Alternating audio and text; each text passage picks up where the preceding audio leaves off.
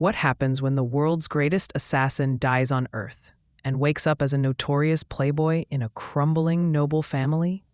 That's the premise of Otherworldly Evil Monarch, a classic Chinese xuanhuan with over 1,200 chapters. Jun Xie, feared as the #1 assassin in modern times, dies mid-mission and reincarnates as Jun Mo Xie, a spoiled 16-year-old heir.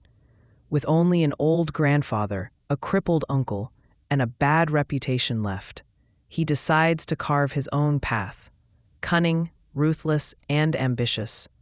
With poison, schemes, and deceit instead of brute force, he sets out to rise above those who once mocked him.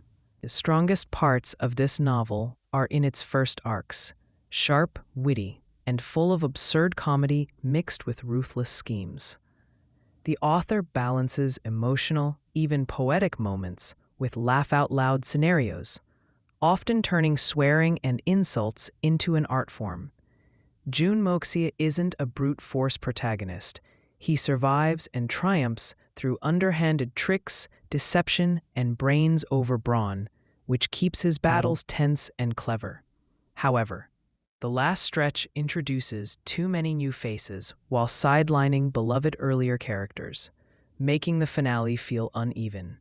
The epilogue is also a bit rushed, leaving some threads dangling. Still, the ride is entertaining enough to recommend for readers who enjoy anti-hero protagonists and clever schemers. There is, unfortunately, one bizarre and disappointing aspect: a throwaway plotline where the author injects casual racism, turning Japanese-coded monsters into a joke villain race. It's brief and never meaningfully revisited, but it's still there and jarring to modern readers.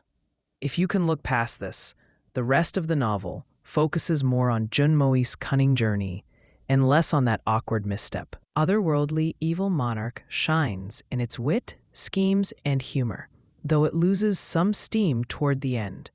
If you enjoy cunning protagonists, absurd comedy, and a mix of touching and ruthless moments, it's worth picking up. Just be ready for the flaws along the way. Would you enjoy an anti-hero who laughs while plotting your downfall? Or would the tonal shifts throw you off? Let me know what you think in the comments below.